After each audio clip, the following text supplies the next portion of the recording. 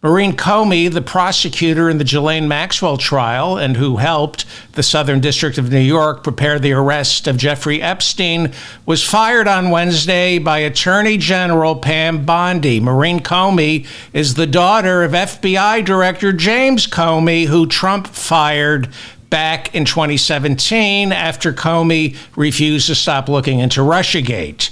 The New York Times reporting that Maureen Comey was fired late Wednesday night in a short letter that said her firing was based on powers granted to the president in Article 2 of the Constitution. I believe it's the payback clause. Trump is a strong believer in paying people back unless it's what he owes on his bill. The Times also reporting that Trump is now claiming the Epstein files, which Pam Bondi refuses to release, were written by Democrats, including chief among them James Comey, in order to embarrass Donald Trump. But James Comey is, or at least was, a Republican. I'll have more on the Epstein files momentarily.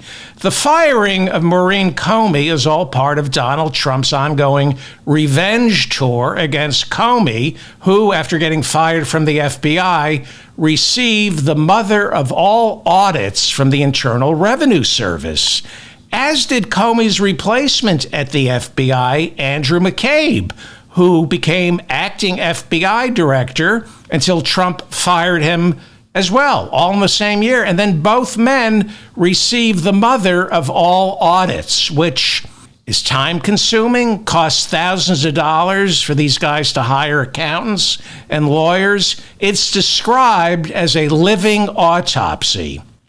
Back in 2022, the New York Times reported that the year Comey was audited, that was in 2017 after he got fired, the year he was audited, out of 153 million taxpayers that year, only 5,000 received this mother of all audits.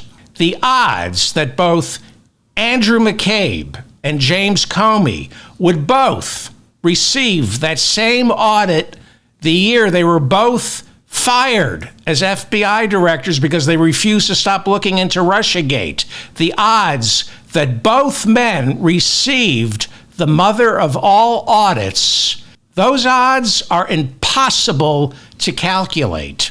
The Times said after the audit was conducted, turns out James Comey and his wife overpaid their taxes and received a refund of $347. McCabe reportedly owed a tiny amount and immediately paid it.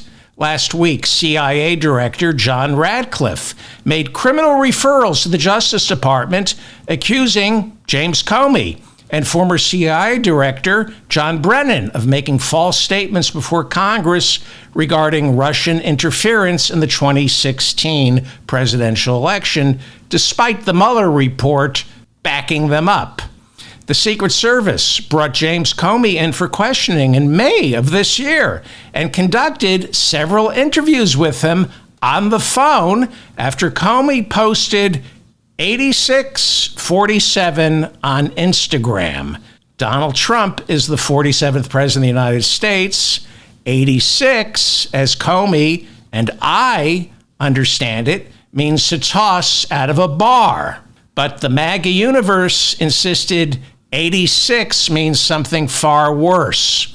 The New York Times reports that the Secret Service put a tail on Comey and began following him and his wife, all because of a post that read 8647.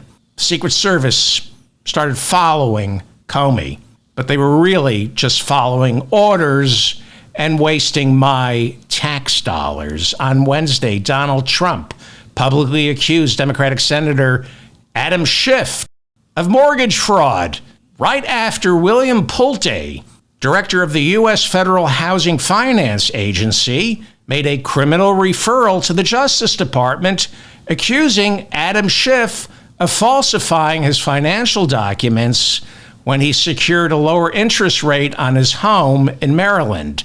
According to Trump, Schiff declared a condo in California as his primary residence instead of his home in Maryland. That's all they could get on Adam Schiff. Schiff served on the January 6th committee, was an impeachment manager during the first Trump impeachment, and chaired the House Intelligence Committee from 2019 to 2023, where he played a crucial role conducting hearings looking into Vladimir Putin's interference in the 2016 presidential election. What are the odds that he's now being accused of mortgage fraud? In April of this year, the director of that very same federal House Finance Agency, the director, William Pulte again, he made a criminal referral to the Justice Department accusing New York State Attorney General Letitia James of falsifying records to obtain favorable mortgages on two homes, one in Virginia and another in Brooklyn. That's all they could find on Letitia James. But this guy Pulte, the guy who's digging up mortgage fraud for Trump, I smell our next Supreme Court justice. Or maybe it's time to change the cat box. New York State Attorney General Letitia James secured a $500 million judgment against Donald Trump last year after he was found guilty of falsifying records in order to secure hundreds and hundreds of millions of dollars in loans at favorable interest rates. He lied about his net worth. He's currently appealing that decision. But what are the odds that Letitia James, the one who nailed him on bank fraud, what are the odds that she is now being accused of mortgage fraud? Incalculable. Letitia James also succeeded in shutting down the Donald Trump Charitable Foundation. Yes, there used to be a Donald Trump Charitable Foundation. Well, it got shut down, but the entire Donald Trump for President Super PAC is a charitable foundation, and that charity is Donald Trump. But Letitia James got the Donald Trump Charitable Foundation shut down in 2019 while he was president, after it was discovered that his charitable foundation, among other crimes, used $10,000 to buy a portrait of Donald Trump that now hangs in one of his properties. I think it hangs in Mar-a-Lago. And his foundation also used donations to his foundation to donate to Florida Attorney General Pam Bondi's re-election campaign. That donation to Pam Bondi was delivered in September of 2013. Right after receiving that donation from Donald Trump's charitable foundation, Pam Bondi's office in October of 2013, just a month after receiving that donation, her office announced it would not be joining several other states in a class action suit against Trump University.